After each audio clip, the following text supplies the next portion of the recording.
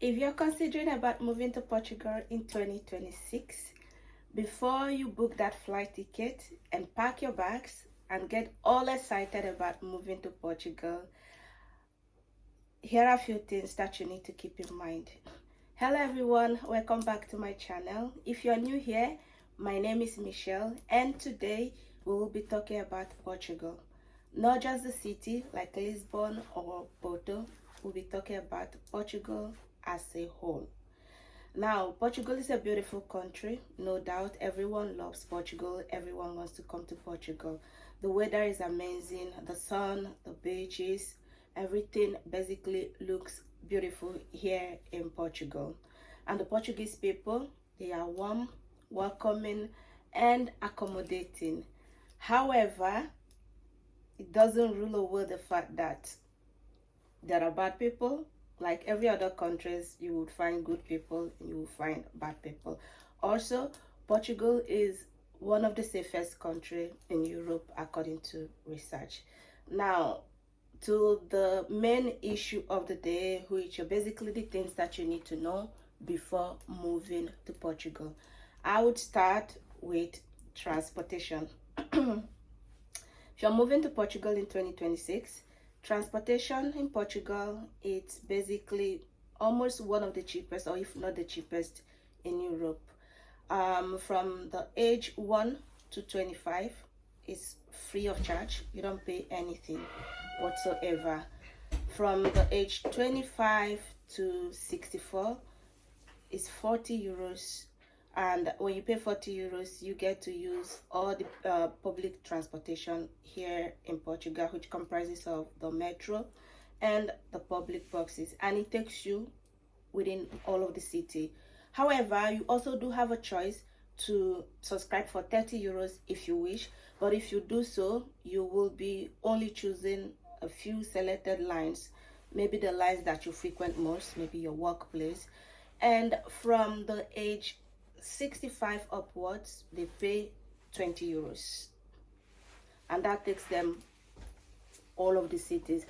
My emphasis is on Porto because I live in Porto, so I don't know what goes on in other cities. So everything that I'll be discussing in this video is basically things related to Porto. Also, if you're just coming for a few days, maybe you're just coming for vacation and you don't want to go through the hassle of getting the card, of course you'll be staying for just a few days and you'll be going back to your location, and you just want something that can carry you about for a few days, you can just go for the paper cards, which is basically gotten from the machine where you recharge the cards, and you can recharge 2 euros. I think it's 2 euros in the bus, and also 2 euros 50, actually 2 euros 50 in the box, and then 2 euro 50 if you're taking the metro as well. The next on my list will be healthcare. Healthcare in Portugal is accessible to everyone, public hospitals, and it's free of charge. However, the waiting time is incredibly long. It can take you up to 6 months or more to get a doctor's appointment, and you will not be surprised that when you get appointment, it's basically to ask you how you're doing and all of that, and then you get another appointment. Maybe if you have serious health issues, it can take you basically up to a year or more to get everything sorted. But there is also the private hospitals, which is also relatively cheaper compared to other European countries. Let me just also add that in the public hospitals, even if you get an appointment, English is not guaranteed, as most of the doctors here speak Portuguese. So you might want to familiarize yourself with the basic Portuguese if you wish.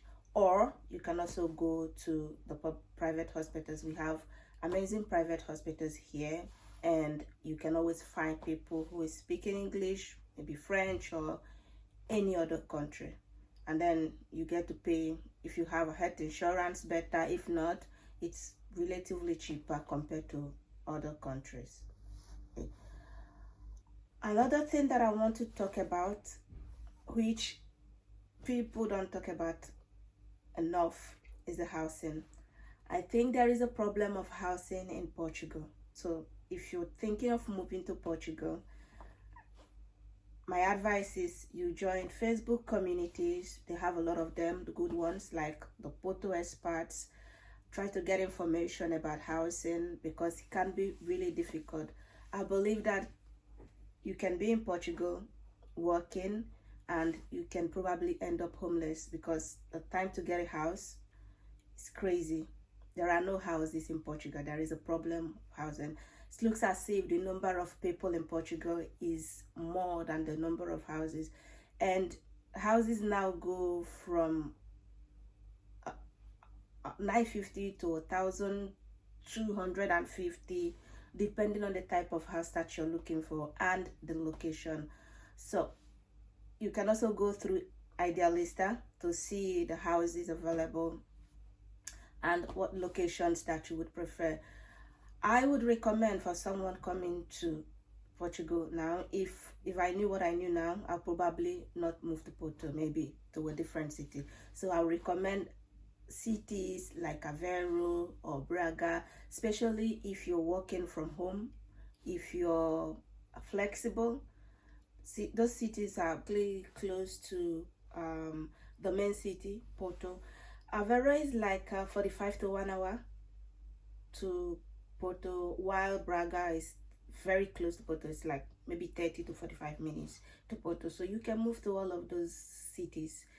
And I believe housing there, the cost of housing is like cheaper compared to Porto and cities like and lastly, let's address the most important part of this video, which is cost of living.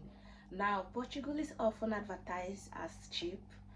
By the time once you mention Portugal to everyone, everybody says, oh, Portugal is cheap, especially those who are living somewhere else, who has had stories about Portugal. Portugal is always at every time advertised as cheap.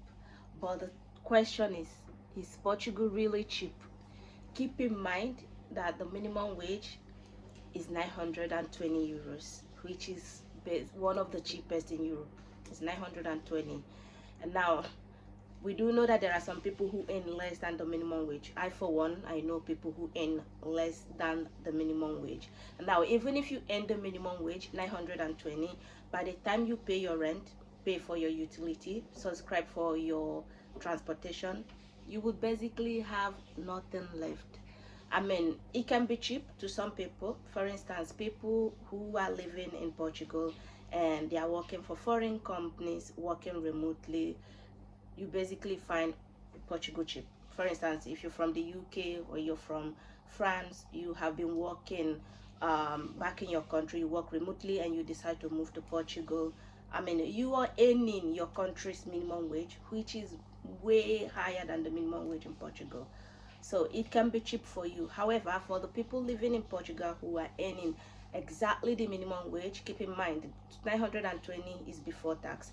And now you are taxed in the 920, and then you get to pay all of your bills. At the end of the day, you have nothing left. Okay, I guess bottom line, the answer would be Portugal is cheap depending on how much you earn. That's what I would say from my own. But if I'm asked to speak and if I'm asked to be the judge, I would say that Portugal is cheap depending on how much you earn. It can be expensive to some people and it can be cheap to other people. It all boils down to how much you earn. Okay, so thank you so much for joining me today, and if you find this video really helpful, please do well to subscribe, and until next time, I'll see you in my next video. Bye bye.